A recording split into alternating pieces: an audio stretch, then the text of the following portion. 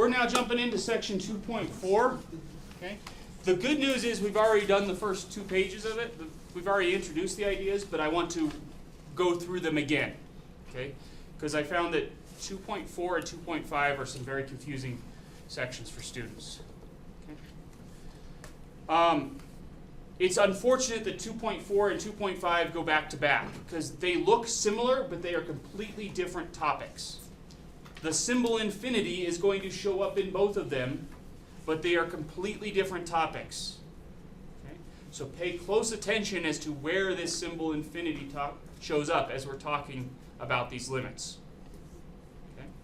So we introduced this already. We said, hey, let's look at the graph of 1 over x squared. And its graph looks something like this. Okay, we discussed it in detail last time. Okay. So we'd like to describe the behavior as we're approaching 0. So we'd say, as x approaches 0, f of x gets large. Right? And in fact, it's not, so let's make sure this is perfectly clear. It is not approaching, the y values are not approaching some number. Right? As x gets closer and closer to 0, are the y values approaching 20? Are they approaching 1,000? Are they approaching 10 to the Google power? No. That's a Googleplex, by the way. No. They just keep getting big. The closer you get, the bigger it gets. Okay? So to describe that, we will say as x approaches 0, f of x is approaching infinity. Okay? So be careful here. I'm not going to try to trick you up on this, but you do need to understand that the limit as x approaches 0 does not exist. But this symbol, by writing this, I'm giving you a description of the behavior. Even though the limit doesn't exist, it's not like the case before where we just had a jump in the graph. Okay? Specifically, the y values keep getting arbitrarily large. Okay? So, and there it is. If the values of f of x become arbitrarily large, as x approaches a, we write the limit as x approaches a of f of x equals infinity. Okay? Again, in this section, I'm describing what it means for the y values of a function to get large. What is x approaching? Some number in the domain, a. Okay? So I'll just put this up there versus what we're going to see in the next section, where we'll look at the limit as x approaches infinity of f of x, and we're going to ask, does this equal some number? Okay, this will be in section 2.5. Okay? So you see how these two limit questions look kind of similar to each other? They're not. Okay? So be careful. I mean, I'm trying to get you paying attention to this right away.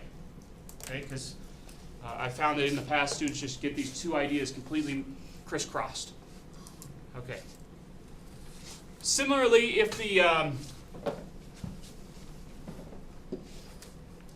if as x approaches a, f of x becomes arbitrarily, I'm going to say large negative.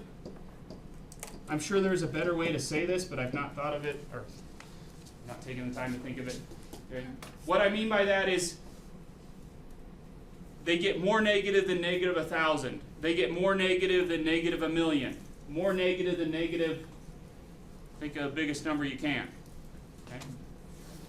That's what I mean by arbitrarily large negative. I don't want to say arbitrarily small because small is a misleading word, right? Okay. So I guess I could also say they go further and further to, yeah, I just don't know. So let's just leave it at that. So what do we write? We would write the limit as x approaches a of f of x equals negative infinity. Yeah? Would negative number with arbitrarily large absolute value? Yep, but that's a better way to say it, but it takes too long. No, I agree, yeah.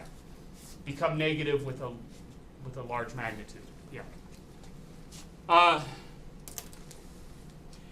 So this definition also extends to left and right-hand limits, just as you would expect it to. Okay? So if the limit proper, the right-hand limit, or the left-hand limit, as we approach some number a, is either infinity or negative infinity, then we describe what's happening at the graph by saying there's a vertical asymptote there. Okay? So we say that f has a vertical asymptote. Folks, warning. Similar to the confusion in these two limit problems, students also confuse horizontal and vertical asymptotes.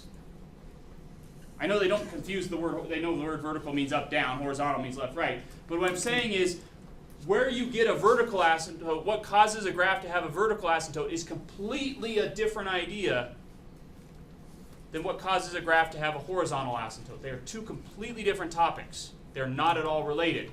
They both have the word asymptote in them, but they're completely different. Okay? All right, this is where the notes get a little bit different. Here's an unproven fact. That the limit as x, let's just do it this way, as x approaches 0 from the right of 1 over x is equal to infinity. And the limit as x approaches 0 from the left of 1 over x is equal to negative infinity. Okay? You do not need to prove these facts. If I get a chance, I will prove it in 2.7. Okay. Another way we could write this is I'm gonna do some shifting. Okay. So if I look at the limit as x approaches a from the right of b over x minus a, then this is again approaching infinity. Okay. All I did was do a shift there. And if we look at the limit as x approaches a from the left of b over x minus a, this is approaching negative infinity. This is assuming here that b is positive.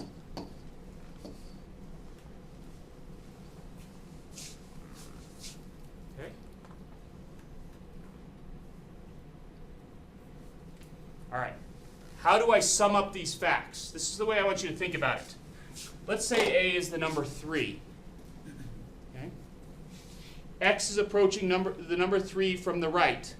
When I take when I take a value like 3.1 and subtract 3 from it, I get a very small but positive number. What happens when I divide a positive number by a small but positive number? It stays positive, but it gets large, right? Like if you think about taking the number 1 and you divide it by 0.002, okay, what do you get there? I don't know, was that 5,000? You get a large number. When you divide a fixed number by a very, very small but positive number, you get a large number. You can use that fact. That's what I'm saying here. Okay? Versus if I were approaching 3 from the left, I'd be plugging in numbers like 2.9. Okay? When I take b divided by 2.9 minus 3, that would be b divided by a very small but negative number, and so we're approaching negative infinity. Okay? You can use those two facts without showing me any work or even telling me what you're doing. Okay? Because we just don't have the tools to justify it. All right. So here's another way of saying that. So we're going to summarize these two ideas by saying a positive quantity that does not approach 0 divided by a small positive number approaches infinity. And a positive quantity that does not approach 0 divided by a small negative number approaches negative infinity. Yeah? Say again? Does not approach. 0. Sorry, that's Z-E-R-O. The next one has 0 as well? Yes, in both cases, yes. Sorry about that, yeah. Great. Okay. So let's go ahead and put this into practice. Okay. we're asked to look for limits to the following, or sorry, we're asked to look for vertical asymptotes to the following functions. Folks, if I say find vertical asymptotes, you're going to have to take limits. And so I don't have to say take this limit. If I say find vertical asymptotes, the way you'll do it is by looking at the limit. Now, the potential locations for vertical asymptotes are the boundary points of between where the function's defined and where it's not defined. In most cases, we could say the potential location for a vertical asymptote here is a place where the function's undefined. Okay? Am I going to have a vertical asymptote at x equals 3? I don't know yet. Maybe you know the answer. I don't know yet. I'll either have a vertical asymptote there or a hole there, but I don't know which one. You probably do know which one, just looking at it. Okay? But what should we do to justify it? We should look at the limits. Okay? So let's take the limit. As x approaches 3, let's pick a direction from the right. Okay? Unlike all of these other limit problems, where I've said you can't just go to the answer, for this one I'm saying you can use this as an unproven fact. What's my numerator approaching? 6. It's a positive number. The numerator is approaching 6. Okay? My denominator would be approaching a very small but positive number. So this limit is infinity. By the way, I'm done with finding the vertical asymptote to this problem. I just showed that there's a vertical asymptote at x equals 3. That's good enough, right? If either the left-hand limit, the right-hand limit, the limit proper comes out to be infinity or minus infinity, then we say we've got a vertical asymptote. Okay, so I'm done with that, but let's go ahead just for kicks. Because it's Friday, it's time to get a little wild. Okay, let's take the limit from the other direction. Okay?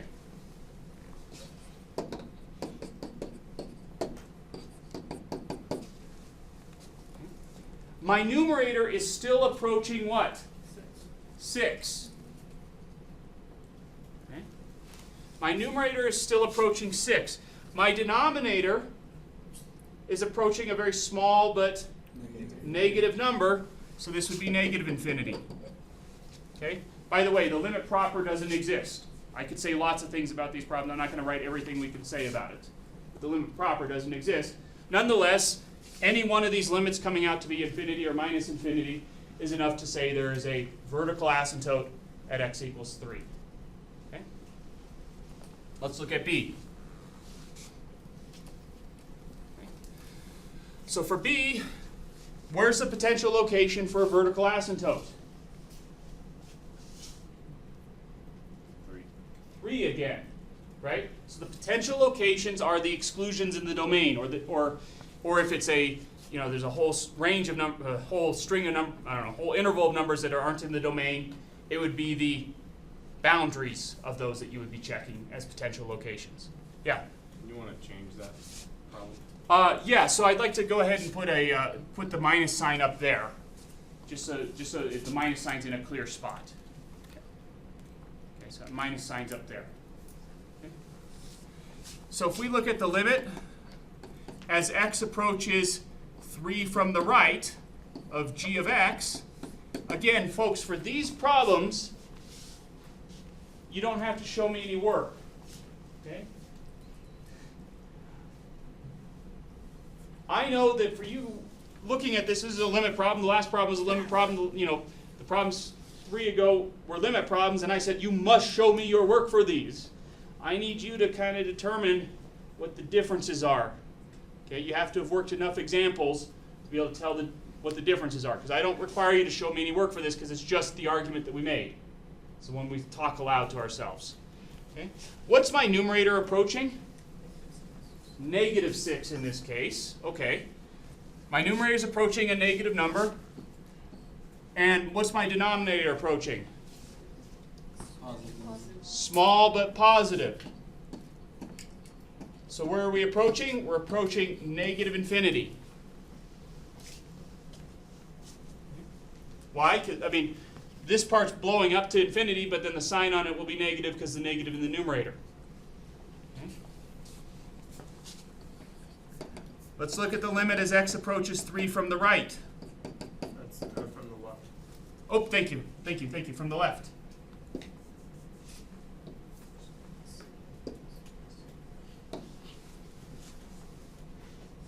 Okay, what's this one going to be? Is it going to change sign like the previous example? Let's check. I mean, let's just run through this. Okay. I'm going to take, so the numerator's still approaching -6, right? I'm going to plug in a number like what? 2.9. Subtract 3 from it. What do you get? Small negative. Square a small negative, you get a small positive. So this is still then approaching negative infinity. Are there any questions on these two examples? A and B. Okay, I typically have folks say this is the hardest part. I mean, all this is hard right now. But as the semester progresses, the difficulty in doing these limits is you're going to iron those problems out, and you'll feel better about them as you get more comfortable. But typically I've had students say, hey, this still does not make sense to me. Okay? So please know these are kind of some confusing ideas here. Okay. So, Yeah. question. Marissa. The limit proper, though, of that one, it still does not exist since it's negative. Well, that's true, but we could, so that is true that it doesn't exist, but we could be more specific. And we would write the limit as x approaches 3 of g of x equals negative infinity. Again, we're not saying it exists, but we can be more specific in this case. Yeah, thank you for bringing that up. I should have written that. Okay. And in fact, in answering the question, what have we shown? We've shown there's a vertical asymptote at x equals 3.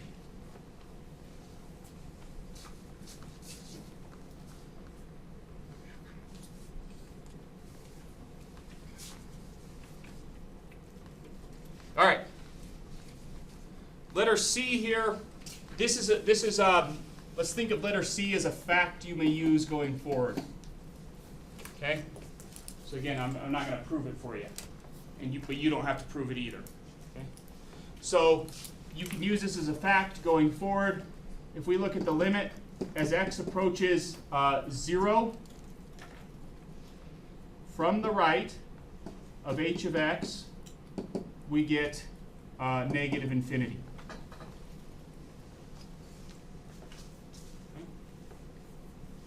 Let's just remind ourselves, remind me about the natural log function. What's its domain?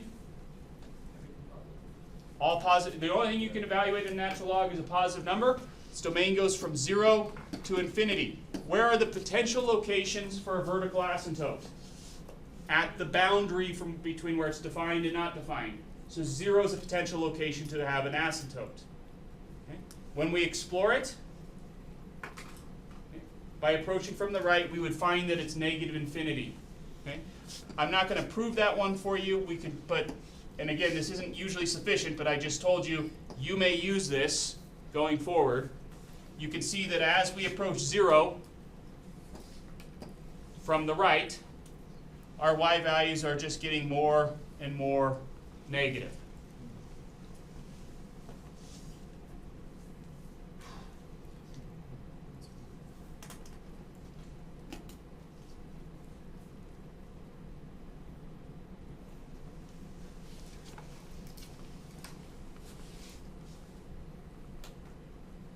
All right, let's do letter K here. If we look at the limit as x approaches, well, where's the potential location for a problem here? 3, right? Yeah. Can I just approach 3? No. So we had the square root examples on the previous page, right? Yeah. I can't just approach 3. I got to approach 3 in a manner for which the values that I'm plugging in are defined underneath the square root. Right? So I've got to approach 3, ooh, be very careful, from the left. I can't plug in numbers like 3.1, right? Because if I did 3 minus 3.1, I'd get a negative inside this square root. Right? But I could approach from the left, plugging in numbers like 2.9. So that 3 minus 2.9 is a small positive. Okay? This is equal to infinity. right? Because the numerator's positive. The denominator is approaching a very small but positive number, because when I plug in something like 2.9, I do 3 minus 2.9. That's small and positive. What happens when you take the square root of a small positive number? Actually, technically it gets a little bit bigger, but eventually it doesn't matter. Okay? And we've got 1 divided by a small positive, which is approaching infinity.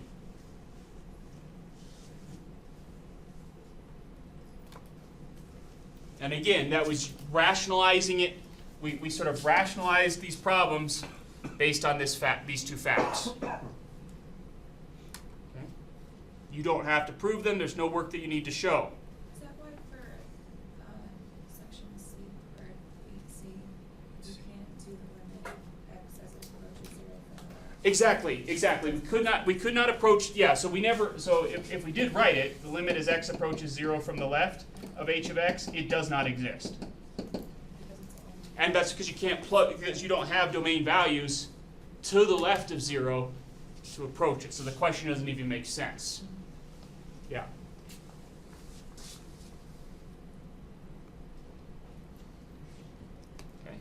Okay. So I just want to warn you. Does this function have any vertical asymptotes?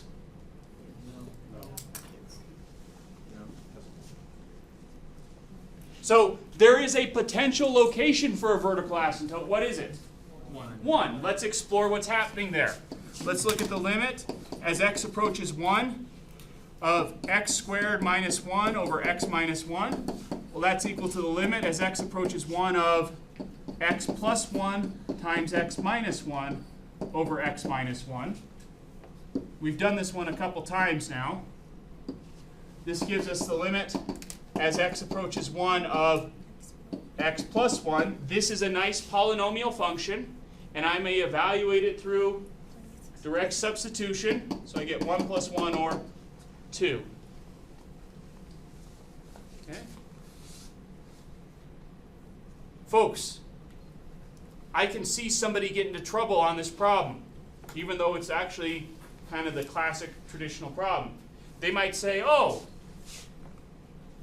if I approach from the right here, I'd have 1 divided by a small positive. I'd have something divided by, they'd say to themselves, I have something divided by a small positive, which is approaching infinity. What's the numerator of this expression approaching? 0. Both are approaching 0 here. So the argument that I made on the previous page does not apply. On the previous page,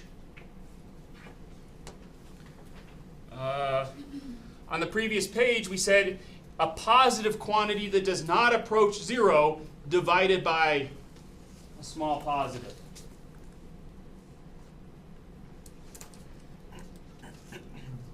So add those 20 ideas to the list of things you got to know for this class. You can't memorize this class, right? It can't be done. You've got to become so familiar with the ideas that they're second nature to you, rather than memorize them. You just can't memorize them. All right. Which is hard. This is why this class is the wall for a lot of people, because you're hard workers. That's why you're here. Okay. Before, you were able to kind of muscle your way through class. Okay. Some of you might be able to muscle your way through this one. But eventually, as far as math goes, you hit the point where you're not strong enough and you need to come up with a completely different way of working your way through it. Okay? For a lot of people, it's Calc 1 where they hit the wall. And it's not that you don't get over it, it's you completely adjust the way you look at a math class in order to get over it. Okay?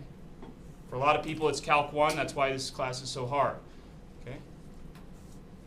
If it was earlier for you, great, because that means you've developed some techniques that are going to help you for this class. Okay? If you don't hit the wall in this class, take some more. You'll get it. Okay? All right. If f is undefined, but the limit as x approaches a exists, meaning specifically it's not infinity or minus infinity, then f has a hole at x equals a and not a vertical asymptote, and that's what we just saw in the last example. We just showed that there's a hole in this graph at the ordered pair 1, 2, not a vertical asymptote there. It's not defined at 1, but the limit exists at 1, so that gives us a hole. Okay? So it's beating a dead horse, but there it is one more time. Just because the limit does not exist, that doesn't mean there's a vertical asymptote there. Okay? So for example, we saw this one last time.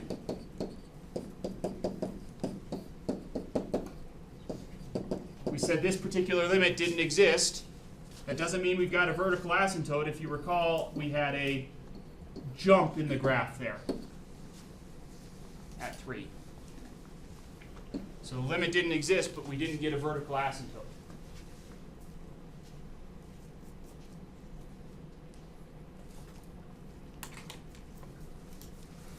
Tough stuff, folks.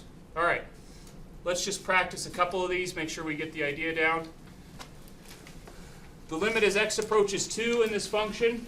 So these are these silly graphs that have very poor axes. Hard to see those axes.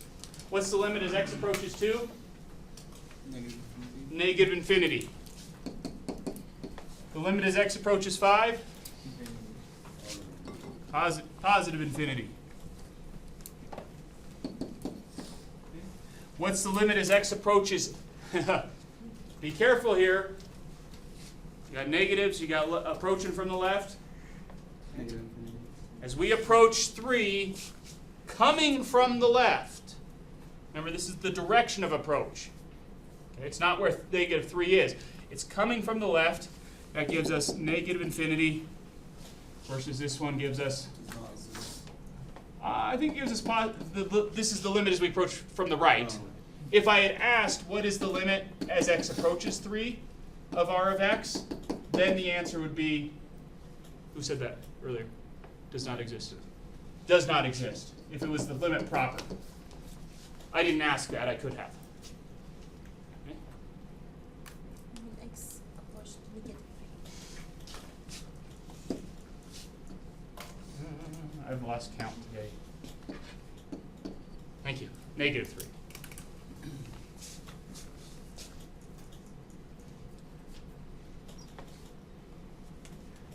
Questions on that, folks?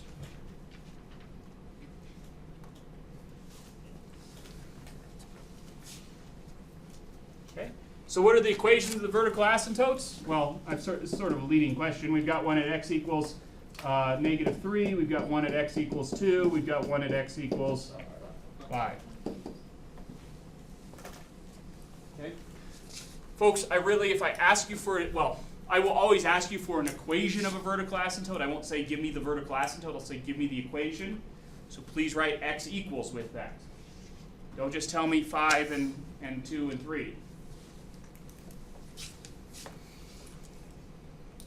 Okay, I think we've got it.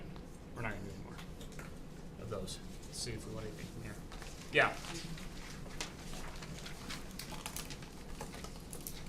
So, this first one up here is a red herring. Okay. Here's the red herring. Oh, we're approaching negative 3 from the right. That's numbers like negative 2.9. Add 3 to that. That's a small positive. Here's the mistake. Something divided by a small positive approaches infinity. What's my mistake? Everyone hear that? The numerator is also approaching 0. So that rule, a positive divided by a small positive approaches infinity, or a positive divided by a small negative approaches negative infinity, does not apply here. Okay? In fact, let's factor this as before.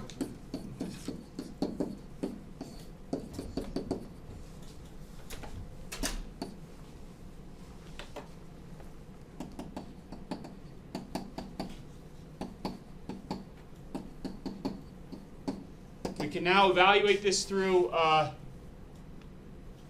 direct substitution. We get negative 6. Yes, Mike? So my initial inclination when I just see that is that there is a hole there, and I should factor it out and get rid of it. Is that going to come back and bite me later on? I mean, if you're looking ahead and you see that those cancel, then, so kind of what we said on the previous page was if there's a problem in the domain and it cancels out, Yeah. then it will give you a hole. Okay.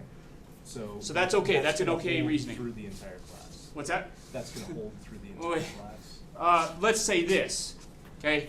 If the limit exists and the domain value at a place where it's undefined, then it will give you a hole. Okay.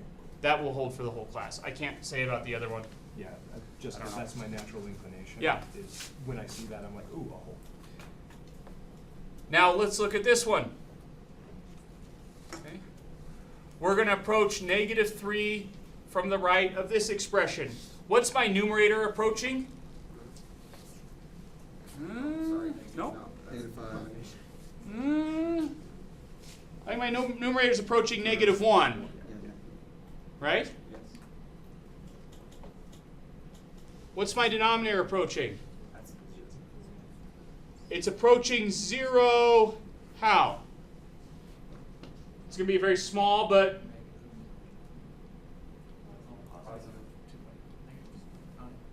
Oh, it's from the right.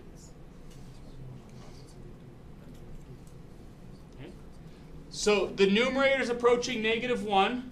The denominator is approaching a very, very small but positive number. Why is it positive? Because the values are like -2.9 plus 3. That's positive. Okay? So this is approaching -infinity. Okay? This one is approaching positive infinity. The numerator is still approaching negative. The denominator is a very, very small but negative number. Be oh so careful with your direction of approaches for negative numbers. It's easy to make the mistake. Okay. Here I'm asking you for the limit proper. Does not exist.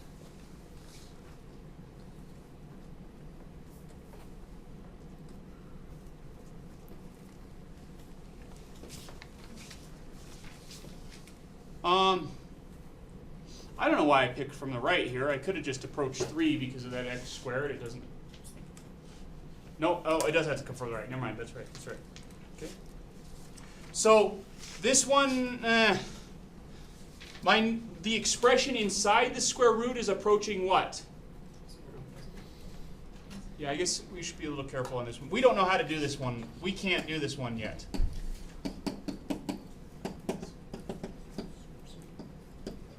Okay, the answer will be -infinity, and we'll talk about it after section 2.6. We need one more property that allows us to pass the limit through the square root, through the natural log function.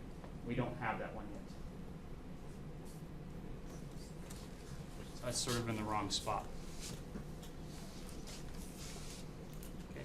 Want to do one more, because I think you have one like this in my math lab?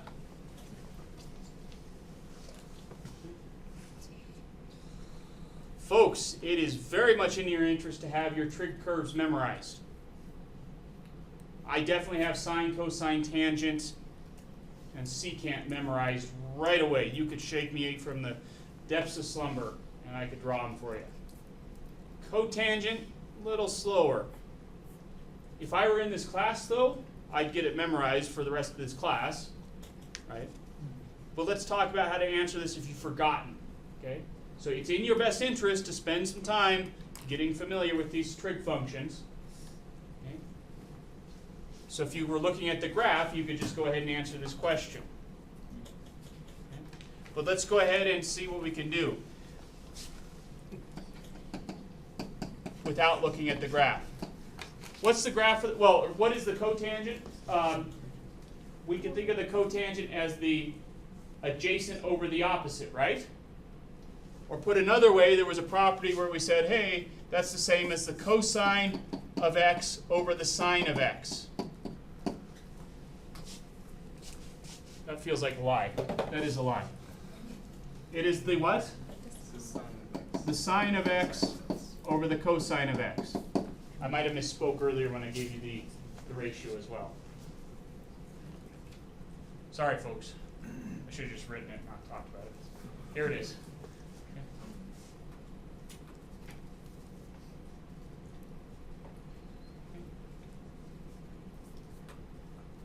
What is the sine of pi? Nope. Oh.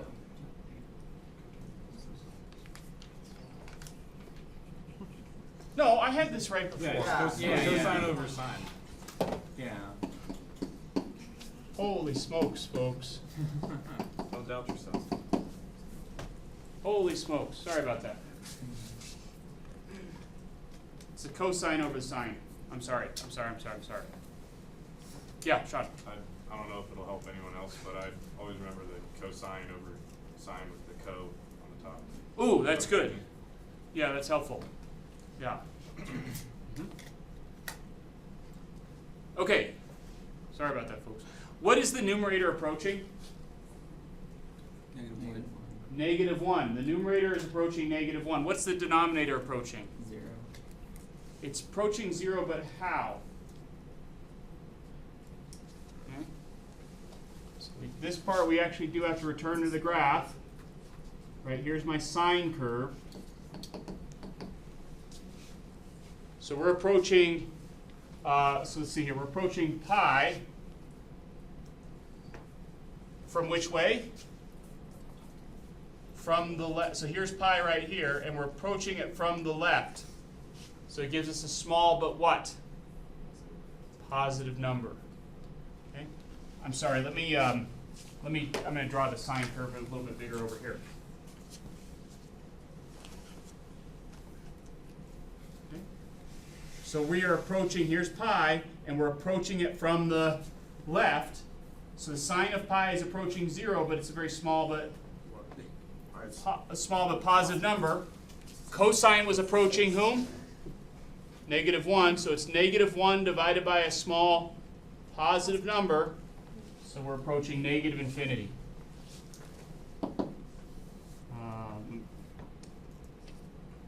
This is equal to -infinity.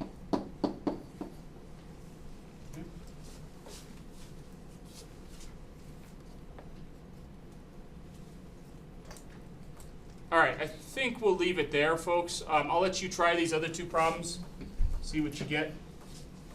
Okay. So, to Mike's question earlier, I don't know if you look at this and think there's a hole there or a vertical asymptote there. From experience, you might say there's a hole just because typically you see something messy and it cancels. I actually suspect that this is not the case, that you'll have vertical asymptotes here. All right. So you do have to work through the problem. Yeah.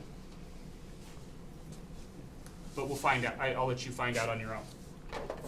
Okay, folks, I do want to get started now into section 2.5.